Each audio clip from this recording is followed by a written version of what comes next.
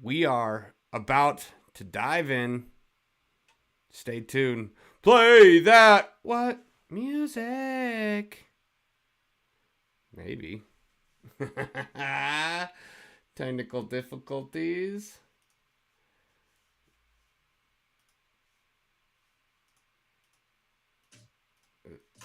There we go.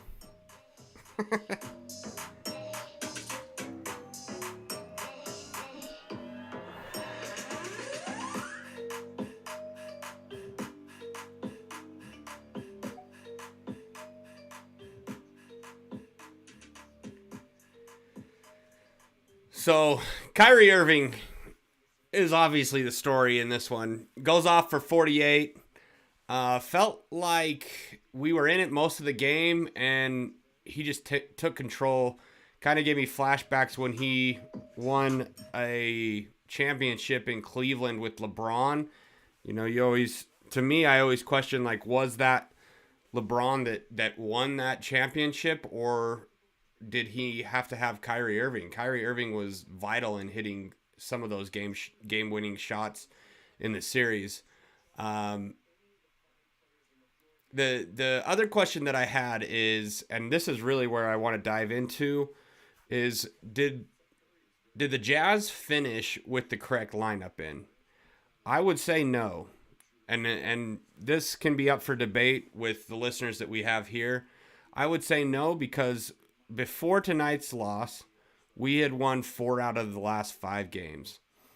The lineups that were starting were JC, Lauri Markkanen, Ochai, Kessler, and I believe it was either Beasley or Conley. It was Conley most of the time. I don't know. I don't think Beasley was actually finishing, but I have to go back and check this. I believe out of the 4 out of the 5, the one that we did lose, Kessler was also pulled. He was pulled. It was the one where Clarkson didn't get a shot off. That's right, against Philadelphia. Kessler was pulled at the end for the very last play, and we could have used him to at least inbound the ball. So tonight, if you were paying attention, obviously Kyrie was going off. We started switching everything. Kessler got switched onto Kyrie and gave him too much space, and Kyrie hit a 3, which I immediately thought that's a rookie mistake. Gobert did it all the time. And the thing that hang on, coach is on. I'll hit back on this. Hang on just a sec. They were very physical with us. When we had the ball, we were not sharp offensively in how we were executing. We gave in to their physicality on that end of the floor, and it bled into our focus defensively. We gave up 19 transition points in the second half. So while Kyrie played a great game, hit some tough shots, he's a special player. Us giving up 19 transition points in the second half is my biggest concern as it relates to our focus defensively. I just think we were not sharp offensively, let their physicality bother us, and then that bled into our mentality getting back on defense. It seemed like they were doing a lot to prevent Lauri from having a big night. Mm-hmm. What do you see from that, and how did you kind of see him react to that and want to see him react to that? Yeah, they made it a point to be very physical with him. They wanted to try to take him out of the game, and I think that he did a good job in a lot of situations of screening and slipping and trying to create some indecision for his teammates to make decisions. There were a couple times he got a little bit wrapped up and too focused on, like, kind of wrestling with the guy that's guarding him and not using his speed. But I think for the most part, like, Lauri's handled physicality this season very, very well, but they made it a point, early in the game when we tried to isolate him some, of doubling him very, very quickly. So we tried to put him in space a little bit more. And I think when our team in general was able to maintain spacing, move with a little bit of sharpness, and just make early, quick decisions and not over dribble, I think we got a lot of great shots. I think there were a lot of possessions where we just got tied up over dribbling, and that's what a switching defense wants you to do. They want you to isolate, and that's not how we generally play. I do understand that there's always going to be possessions where, NBA players have to make plays because the other team guards you well. That's part of life in the NBA. But, teams are going to obviously try to focus on Lauri heavily. And, I thought tonight, for the most part, he did a decent job of dealing with their physicality. But they made it very clear early in the game they were not going to let him play one-on-one, even against a mismatch. So we tried to put him in space a little bit. You mentioned the transition tonight, 3 in the first half, 19 in the second. What were you doing so well that just limited them to 3 in the first half, and then what changed on that for the second? Yeah, we did a good job of getting back and protecting the basket first in the first half. In the second half, we let guys get behind us way too much. Dunks, layups. Kyrie got a lob in transition for a layup. Threes, it's hard to take everything away in transition, especially when you're at a disadvantage. Come on in. Thanks for coming. It's hard to take it all away. You're at a disadvantage. The team's moving with pace, and you usually don't have numbers. So, we try to make a conscious effort to take away the rim first. Those shots are obviously the highest value, the uncontested layup. And I think in the second half, we just weren't very focused on getting back and protecting the basket first. We got a little bit wrapped up in trying to focus on the ball. And if you let guys get behind you, it's over. You guys were close down the stretch, and then Brooklyn has 4 straight possessions and then with them made 3. What did you think of the defense during that particular time? I didn't think it was very good. We, Walker's in on Simmons. The first 3 that I remembered, Mike kind of peeked and saw Simmons. I'm not sure if he thought he was switching or not, but just got screened way too easily. And, Kyrie hit a deep one. The second one, if Walker's going to stay in the game late, which is something that obviously we're trying to work on, he's got to be up higher in pick and roll at the end of the game, and that's a situation that he hasn't been in very much. I think the first time he did it was against the Cavs with Donovan. So, it's unfamiliar territory for him, and I think, he thought he was up. And it's a good learning moment for him that you really have to be up at the level of the screen against elite players like Kyrie Irving, because if there's any daylight, he's going to shoot it. And then the last one, we're up 3, and he gets around Lauri when we went to double. We don't get the ball sent to the middle very well, and JC makes a decision and helps off the strong corner, and Seth Curry makes a 3. So it's tough. Kyrie puts you in a lot of tough spots when you're trying to take the ball out of his hands. He gets so low when he dribbles, it's hard to keep him in front. He's one of the best guys in the NBA at not just giving in to the double team. Like, guys that go to double have to be really in a defensive stance because his first instinct is to try to escape off the bounce. So those are good learning moments, for our team.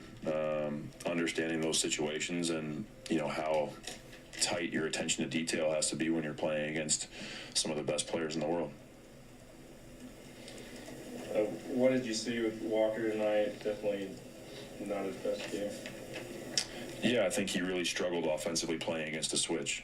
Their physicality bothered him. They just got underneath him and pushed him up, and they were able to get underneath him on every screen he set when they switched, and so he wasn't able to help us create much of an advantage there. Defensively, I think, Walker does a good job, obviously, first of protecting the rim. But, guys like Irving, like Curry, their first instinct is to shoot jump shots. So it's tough. I think, for the most part, Walker did a decent job on the defensive end. But I thought that their physicality with him on the other end really limited his ability to impact the game. Concrete, so good. Stick around, more postgame on the way. Young Bull throwing this one down in the first half. We'll hear from Big T. Throw it. We'll come back. So, the 2 plays that Coach is talking about, I was kind of talking about right before we went over to his interview. Not Lauri. Kessler got switched onto Kyrie, didn't push him up enough, and Kyrie hit the 3. If this is something Gobert needed to learn how to do, and I haven't watched enough Minnesota games to even know if this is what he would do. But as a coach, I would say push him off the 3-point line, make him drive on you, because I'd rather make Kyrie Irving work for a 2, and not help off on Kyrie, because then that's what killed us the next play. But as a big man, 7'2", I think Kessler's mobile enough to be able to kind of follow behind him and contest that 2-point shot, which we saw Rudy Gobert do that. I remember one against Damian Lillard. He pushed out, Damian drove, and I think there was 2 games where Gobert had game-winning blocks. So to me, it was a mistake taking him out, but also as a team, we made the mistake to, once Kessler came out, like Coach was saying, then Jordan made the decision to help off on the strong side, and they kicked it to Seth and hit a 3, where if Jordan just stays home, give up a 2 instead of a 3, that's, 2 extra points basically from those 2 possessions. Claxton had a hell of a game. He's a lot better than I thought. I know that he's in the NBA All-Star voting, and now I see why. I think the matchup with these guys was a little rough. We also didn't shoot the ball very well. Field goal percentage was 42% to their 53%. That was huge. For us, 3-point wasn't as bad, and even turnovers. We took care of the ball, only 10 turnovers. They had 9. Everything's pretty even across the board. We even out-rebounded them, but it was just Kyrie being unguardable, but also Kyrie making the correct decisions in any situation. Like, we threw different looks at Kyrie, whether we double teamed him, it was a different player, a big, a small. Like, Kyrie's just deadly. Like, he just is, and we truly didn't have an answer for him. My other, I'll pass the mic over to you guys, but my other question is, are the Jazz going to make a trade? Because there's a lot of rumors that the Collins trade is going to happen. We've seen a couple, and does Vando have any value in those trades? So first off, I want to start on, what do you guys think as far as the ending lineup? I'm going to go over to Armani first.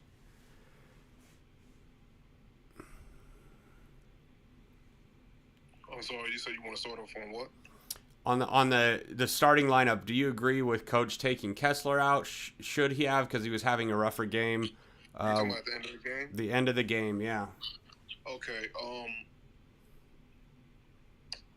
The problem was that, see, Coach kind of hit on everything that needed to be said. And in the case of Walker, he was getting chewed up.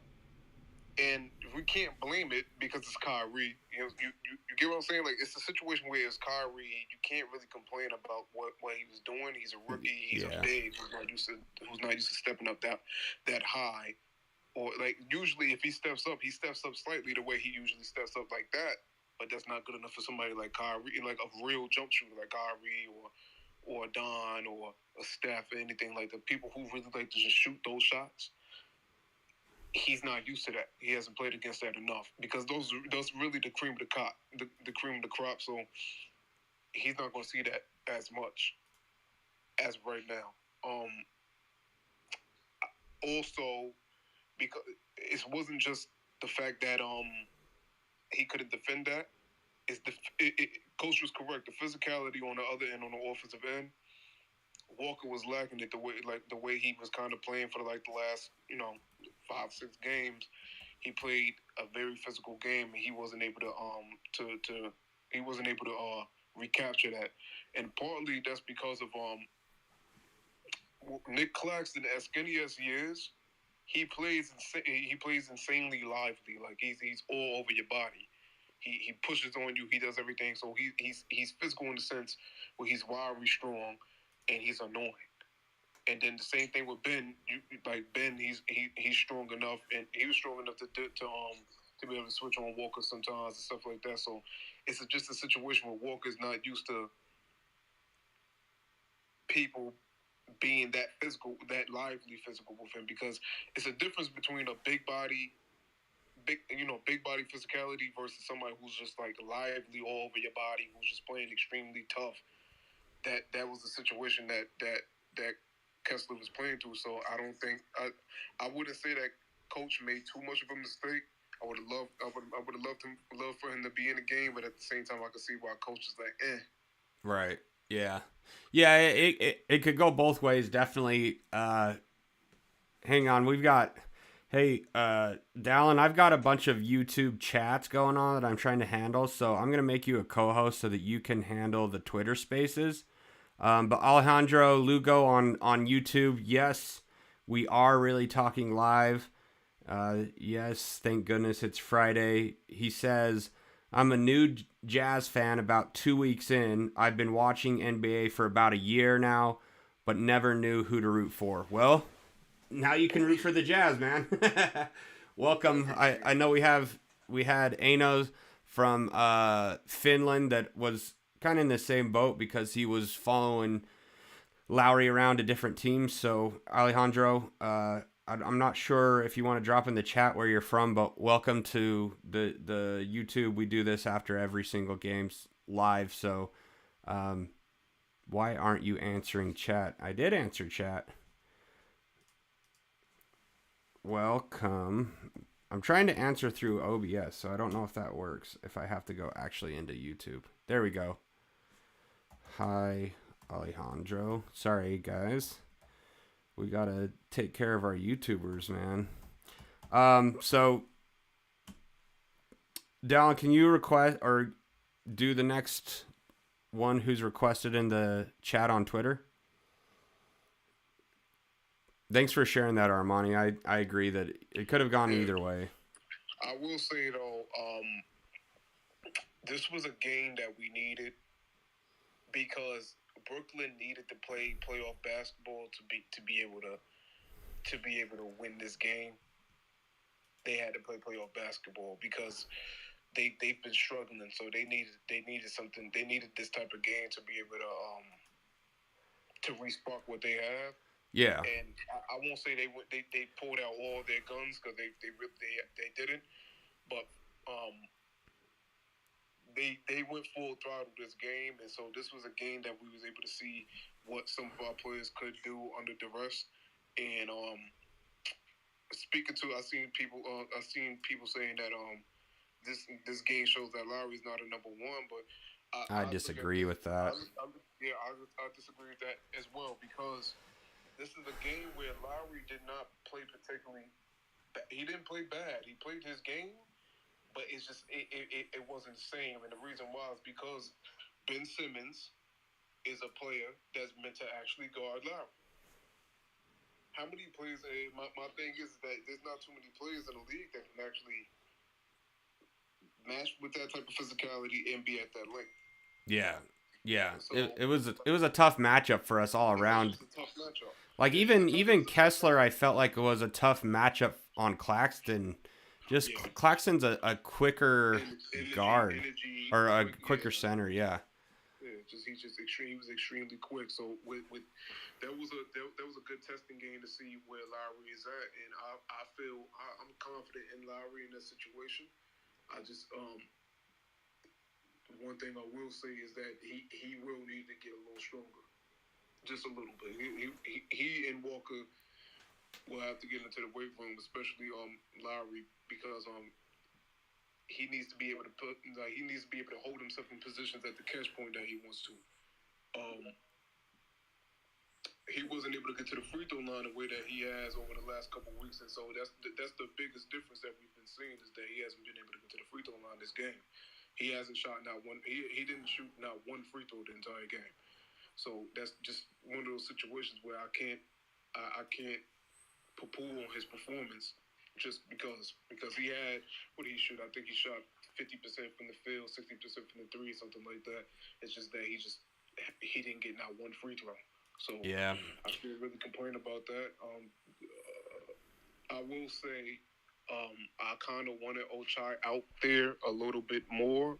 So did I. Because they only played 12 minutes, but at the same time, He just adds those rebounds, and like if the play's breaking down, he's a one guy that cuts. One thing I've noticed with our guards, Beasley, Conley, Clarkson, they kind of just stand out at the three wanting the ball, and then once they get the ball, they try and create something.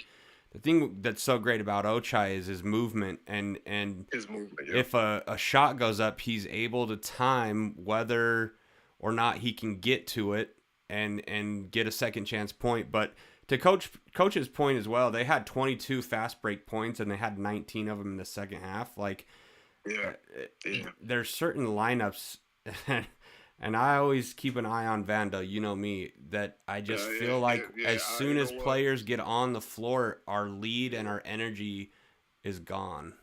You know, with Vando, and that was a point I wanted to kind of get to. The stat sheet does not tell you what Vando did on that has done on that court. Yeah. Well, Armani, let me get to another speaker real quick, and then we'll come back to you. So, Dallin, are you co-host now? Yeah, Kevin was next. Okay, Kevin, go ahead, man. No, I don't have much to say. You guys pretty much covered it all, except for the fact, like, with the whole Lauri being number one, you can't judge anybody off one game. Everybody can have a bad game. And I don't even think this was a bad game by him. This is a growing game for him. And I think Coach said that in the press conference. Like, he hasn't played against a team like this. We knew coming into this game, Lauri struggles to create his own shot. And we know that in order for him to take the next step in his career, he has to develop that as part of his game. I mean, he's 24 years old? Like, in order for him to be a clear, bona fide number one, that's what he has to develop in his game. But he's well on his way. Whether he's there or he's a 1A or 1B, I don't know. Like, we can debate that all night. But he's definitely on his way to being, a 1 somewhere with us, hopefully. And, playing against a great team like Brooklyn doesn't define whether he's a 1 or a 2, in my opinion. As far as what happened at the end of the game, I like it because I think pulling Kessler showed that Coach wanted to win. Because I don't think we win with Kessler in the game. Just because he showed on multiple possession, his head wasn't in the right place to give us the defense we needed to try to win the game. And I think Coach in the moment just made the decision that he felt he needed to make to win, which gives me a little confidence that he wants to win games. And so, whether you agree with that or not, neither here nor there, but I think he made the best decision to try to win the game against Brooklyn. Against other teams, maybe not, but against this team that was doing what they were doing to our bigs, I think we needed to make this switch. Yeah, and ultimately it didn't. I think he made the switch with Kessler because he had a big shot. That was a big 3 that Kyrie hit. And then, once he came out, it proved ineffective because he kicked it to the corner once he got doubled. But that's where I think Ochai, he brings a defensive intensity as well. The thing, I even had the thought, like, look, we need to get rid of Conley or Clarkson. I think that they're both great players, and I think they both can help us get to another level, but they give up so much defensively, especially when they're both on the court. It's like running Donovan and Conley together. It's just, you need stops in clutch moments. You need to be able to create some defensive intensity, and they hit 2 wide open threes in the clutch to basically put the game out of reach. I kind of felt like I'll be honest, Jordan. I won't necessarily blame that on Conley and JC at this time. I think the biggest problem one of my biggest gripes with Coach is that Mike Beasley can't play with Conley and JC. That's too much of a situation. It puts too much pressure on Walker Kessler and Lauri to protect the rim. Yeah. And help. I don't. So Beasley, Clarkson, and Conley together. That's who was ending the game, and I just feel That's like a it bad needs to be three. a different 3 at the guards. Yeah. I think Ochon needed to be the 3 at the end of the game, like he has been in the last couple games. That it looked way more efficient the last couple games. Let me get to this comment real quick on YouTube, and then you guys can comment on that or go off on something else. E669, welcome on YouTube. He says, this one was lost because so many attacks to the rim that ended in brick walls instead of opting to pass to Lauri. He didn't get the ball enough, and Kyrie was unguardable. I agree Kyrie was unguardable. I think Lauri got the ball, probably not enough, but they were throwing so many different looks at Lauri, and this goes back to him not being a number 1. Like, they were keying on Lauri for sure tonight, and give Royce O'Neale some credit, man. He showed us how great of a defender he was in Utah, and in the clutch, he ended up on Lauri a couple times and stopped him. And that's what I'm saying. Maybe I'm overvaluing the defense from watching Royce, but when you see Royce being able to guard a 7-footer and get 2 big stops, we need a guy like that. And that's why I always go back to Jay Crowder. I think Ochai's probably one of our better defenders. Maybe even have Sexton in there instead of one of those guards for defense to give Kyrie a tougher time. But I don't know. I don't agree with the ending lineup on multiple fronts tonight. So I'll pass the mic back over to you guys. I was just gonna say I don't think Conley was that bad tonight on defense, because I don't really know who you put in front of Kyrie tonight to slow him down. Like, when he's shooting like that, I don't know that anybody really is going to stop him. I mean, the first 2 minutes, I knew there's not a chance of hell anybody when that coach was going to stop him from shooting. I mean, his second to last 3 that he made, he was literally flying 3 feet sideways when he released the ball, and it hit nothing but net. Like,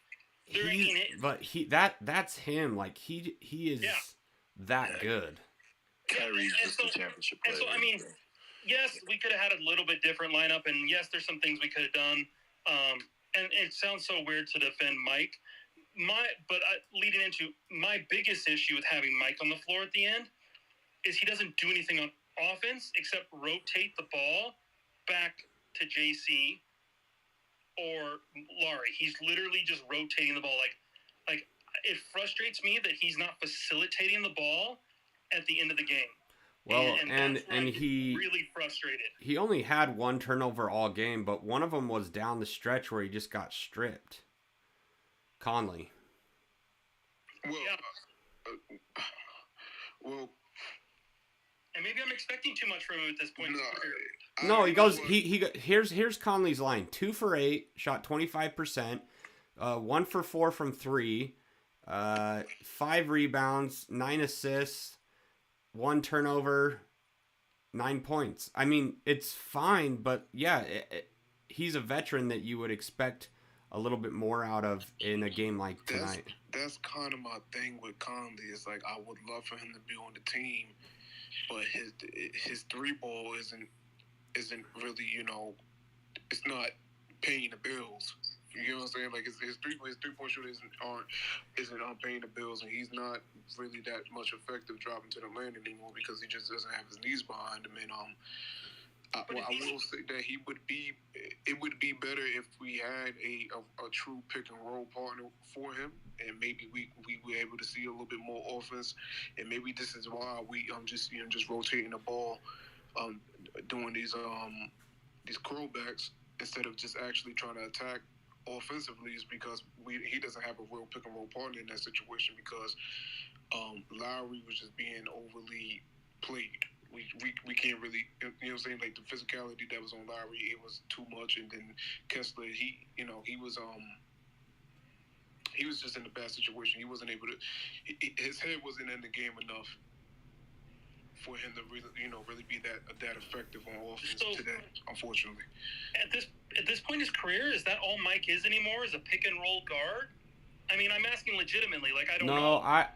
No, what my thought is he doesn't have the room to operate like he did with years past because we had shooters that were out. You know, you had Donovan, Bojan, Clarkson all sitting out on the wing, and then, I mean, it was basically a 5-out, and then Rudy was setting the screen and rolling. So the system that's being ran right now is different, but and I just feel like, especially with that strip at the end, he just didn't have enough room to operate because they were cheating off of our guards that are not shooting the ball well.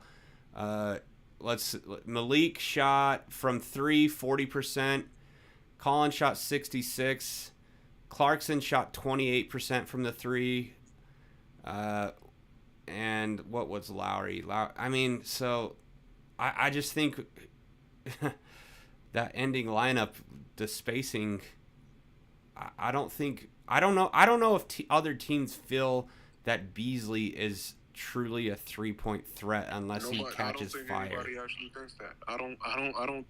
That's the thing, and that's why I kind of want to get him off the team right now while we still have the chance.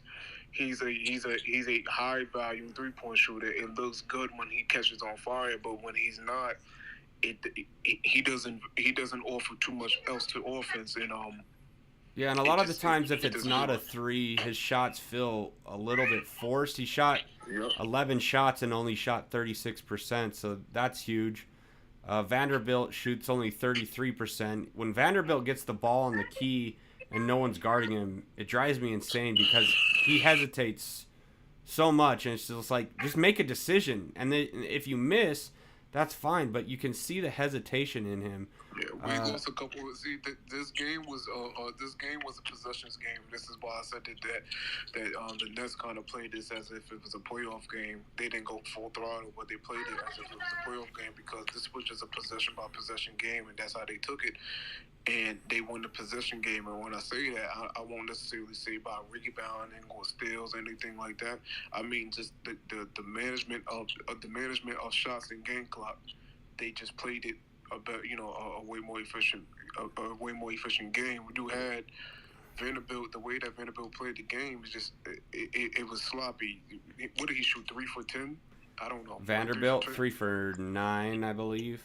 We got a comment on YouTube real quick. It says Lort or Yort, LLORT, Nick, GNIK. I don't know where you're from or how to pronounce that. Sorry.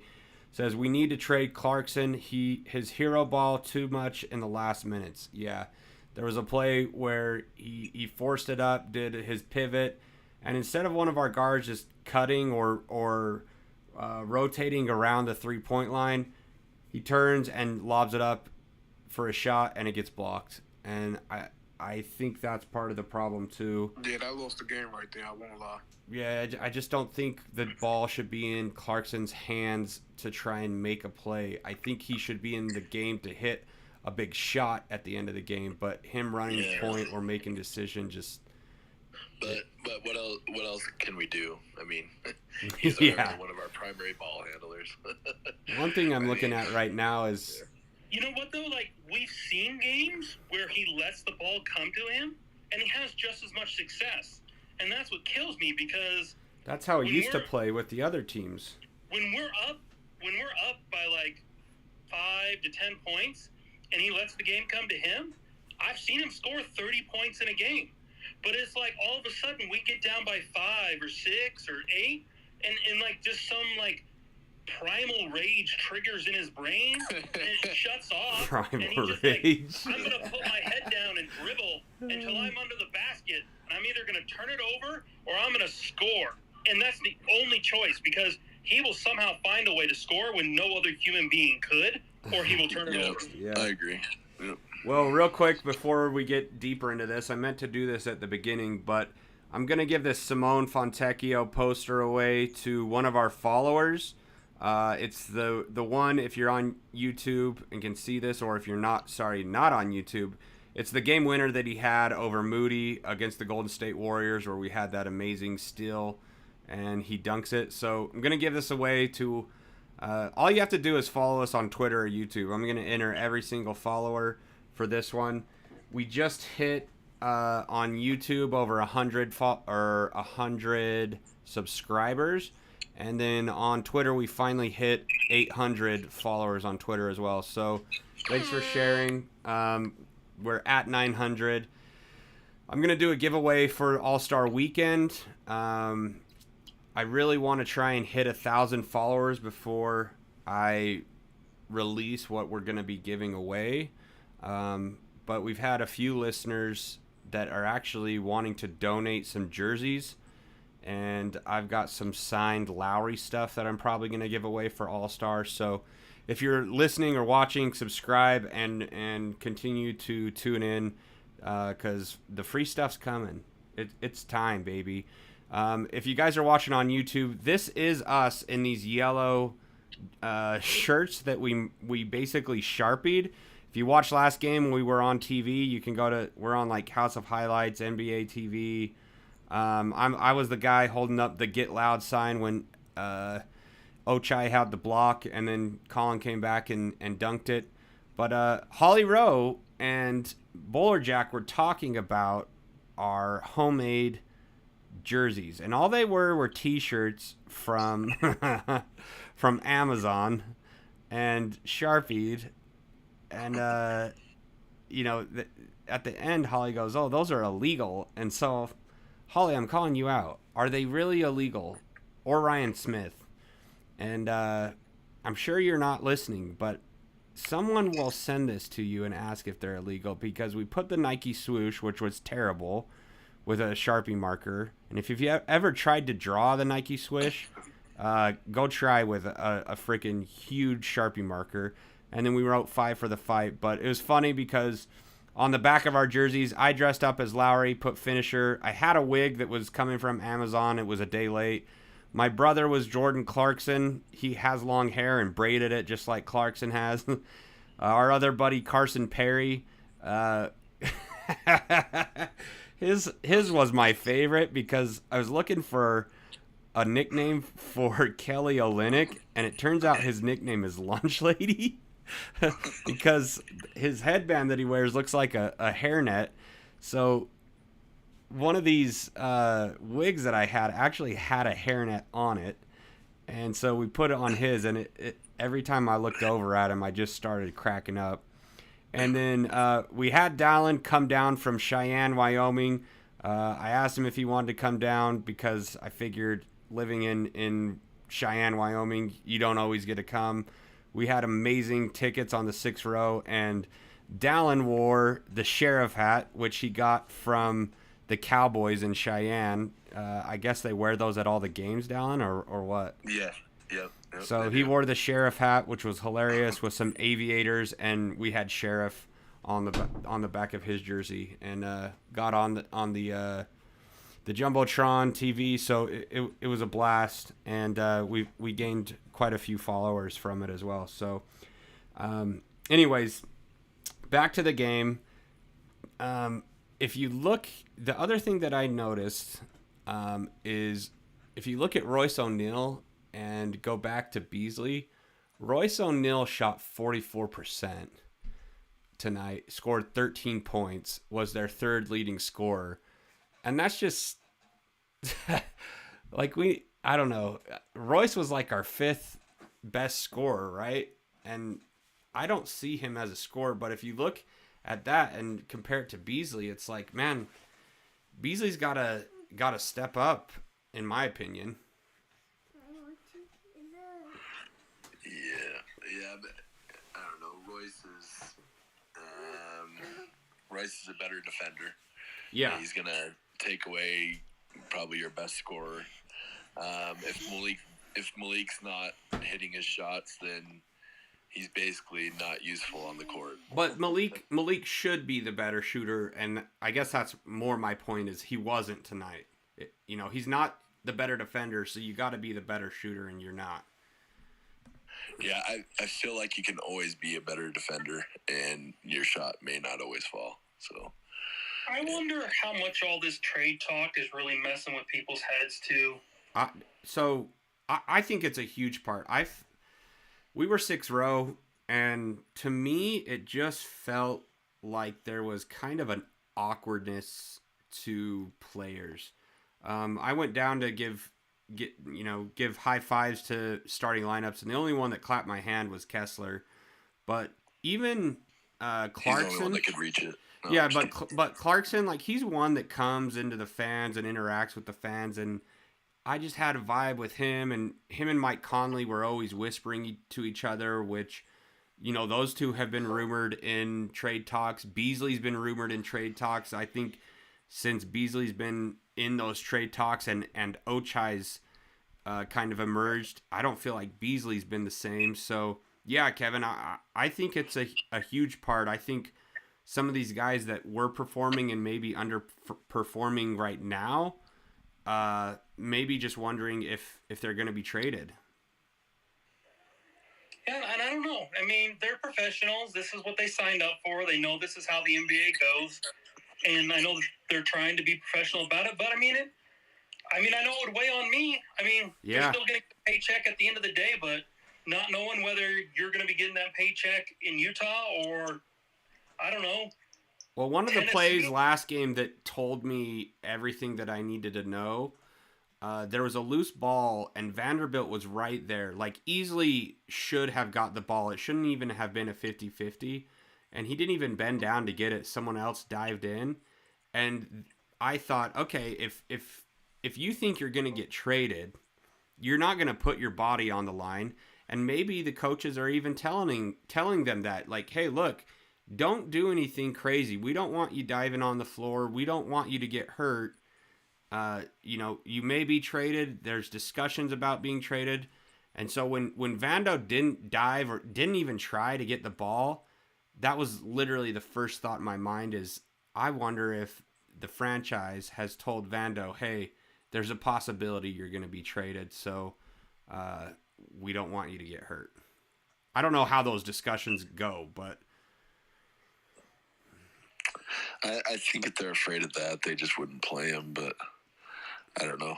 Because they just give opportunities. They do want to showcase him, but but technically they would have to play him you see what I'm saying? Like, they would have to play him to even show that he's good to go and all that stuff. I don't this trade needs to happen as soon as possible if it is going to happen, but it won't because Danny wants some picks. Yeah. It makes sense what he's asking for, but if you look at the box score today, just the minutes don't make sense from they don't make sense, right? From what they were, the last 4 or 5 games. Ochai only gets 12 minutes. Malik gets 31. Jared gets 17. Rudy Gay gets 16. Like, how do Vando and Rudy Gay get more than Ochai all of a sudden in one game? And so there's something going on, and we can speculate all day. Obviously, we're not going to know until it actually goes down. But from all these rumors and the Monty show saying they have sources and whatnot, the Monty show thinks for sure it's going to happen really soon. I love how all the beat writers are ganging up on the Monty show. Yeah, they need to redeem themselves. Yeah, they just want them to be quiet. But I didn't realize that the Nets had T.J. Warren. He was on the Pacers. I really liked him. He just came. He wasn't playing at the beginning of the season. He just came back maybe like 2 weeks, two and a half weeks ago. So they've got a good squad. If Grim Reaper, what's his name? I can't think of it. Kevin Durant. Durant, yeah. Sheesh. Maybe I'm tired. But if Durant can be healthy with Kyrie, and then you've got basically 2 defenders in Royce and Warren. The Watanabe kid, I think, had kind of an off night shooting. I know he's been doing well for him. Claxton's an all-star. Like, they've got a good team. The Nets are sitting, after tonight, in 4th place. They're a game behind Philadelphia and Milwaukee. So, like, if I were to pick between the Cavaliers or the Nets, I would pick the Nets. Undoubtedly. Yeah, if KD and Kyrie are healthy, yeah, all day. Yeah. I would even pick him over the Sixers, probably. Yeah. In my mind, there's only one. Yeah, I would too. There's only one healthy team out there that can beat the Nets right now, and that's the healthy Warriors. Because you got to match. Warriors? Hear me out. You have to match clutch with clutch. Yeah. And I think Boston's a favorite to me. But I'm just telling you, man, a healthy Steph Curry and a healthy Klay Thompson is just as clutch as Kyrie and KD. And if you're matching clutch with clutch, I mean, who do you bet against? Yeah, but to even make it, I won't lie. I'll take the Nets in that situation. Yeah. To even make it to that point, like Boston's got to lose, the Bucks have got to lose, and Cavaliers. Like the Nets have to make it past all these other teams. Not in that conversation. The Cavs aren't in that conversation yet. I can't. They don't have, they don't have. It's something that's missing about that team. Well, I know what experience. Yeah, it's the punch to Jordan Poole's face is what's happening. Donovan's not clutch, man. It's experience, and Evan Mobley needs to take the next Evan step. Mobley is a dud this You year. realize he's 30 years old already? I didn't realize Yeah. he was old. What? Who? Evan Mobley. Mobley is not 30. Yes, he is. No, he is not. What? He was Look just it a up. rookie 2-3 years ago. No, not Evan Mobley. Who's Was the he other playing guy? overseas or something? Who's the other big guy on that team that's that old? They got another guy. Jared Allen's not old. No, Jared Allen's not old. It's Evan Mobley. I'm almost 100% sure. One of their big guys is like 29, 30 years old, and when I looked it up, it blew me away because I thought that they were like a rookie a couple years ago. Yeah, Evan someone Mobley's else will have to 21. look it up because my kid. Evan Mobley's 21, and then Jared Allen. But going off of clutch, I think Jason Tatum, Jared Allen he's just is as clutch. 24. So after tonight's Mobley's game, 25. let's go back to Western Conference. After tonight's game, the Jazz fall from 6th place to 8th place, but they're only half a game out of 6th place. They are 2 games behind Dallas Mavericks at the 5th, 3.5 games behind New Orleans, 4 games behind Sacramento, and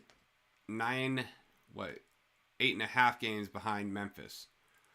So with this homestand that we're going on, we're getting a lot of teams. I think the Nets played on a back-to-back tonight. The Clippers played on a back-to-back. We're getting more teams coming into Utah playing on back-to-back, which is in our favor.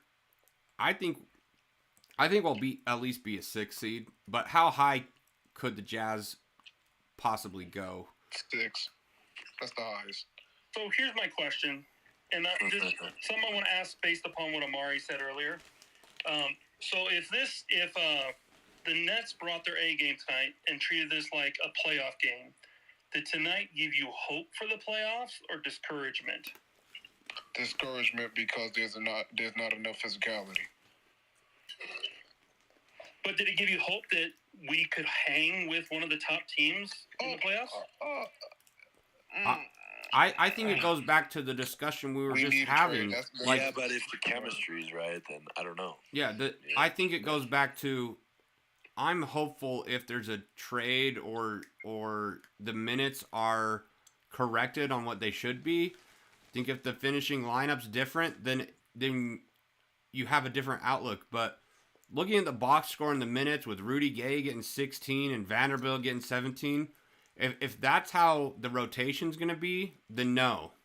I don't have hope. No one needed to play in this game. No one needed to play in this game. He's the one guard that we can have to push up on Kyrie. And that's why I think tonight it's almost hard to say. Just it felt weird for our rotations did not feel the same as they were the last 4 games that we won. What does it give? Does it give you any hope, Kevin? I don't know. I'm tired of fighting against I'm just tired of fighting against everything, and I'm literally at the point that, like, I'm just tired of all the trade rumors. I'm tired of not knowing. Like, I just want to know the direction the team's going because I'm tired of rooting against them when they win. I'm tired of being frustrated because we can't get a low pick. Like, Yeah, that's what I've been. I got this new crazy idea about. Oh, let's hear this. No. I'm not gonna go into it on Jordan's podcast. If you want to get together off Jordan's podcast, I'd love to go. I'm not gonna drag his fans through it and subject them to my craziness. But after this, maybe we could do a special episode just to go over this theory. I mean, if after he's done recording, if you guys want to stick around and listen to it, I'd love to share it. But I don't want to, bring it into his cast. Yeah, I'll end it right now because my son just came in with pretzels, but I'll keep the space going on Twitter so we can have the conversation. So I'll end the YouTube. Make sure you guys subscribe. You guys know what to do by this point. You've heard enough YouTubers say it. 5 stars. Just do all the stuff. If you like the show, share it. It just makes sense. I don't want to have to beg you every single episode, but that's what people say you have to do to get subscribers, and I don't know if I believe it. We're going to be giving away this poster probably next episode, I would guess. Make sure you're subscribing on either Twitter or YouTube, and for All-Star Weekend, we're going to be giving away more stuff. I appreciate you guys tuning in. On Twitter, we had probably the most interaction we've had on YouTube from people chatting, so thank you guys. If you guys want to join the actual conversation, join Twitter Spaces. Either one works, honestly, as long as I have someone that can help me on the approving the Twitter talkers. So thanks for watching. Jazz dropped to 24-25, just below 500. And does anybody know who we play next? Because I don't. The crappy Hornets, I think. The crappy Hornets. Crappy Hornets. The crappy crap Hornets. So we'll see you guys. If they want to leave the ball, brother, he can stay in Utah if you'd like. I'd like LaMelo. He's injured right now. Yeah. we can nurse him back to health. Well, goodbye, YouTube. See you later.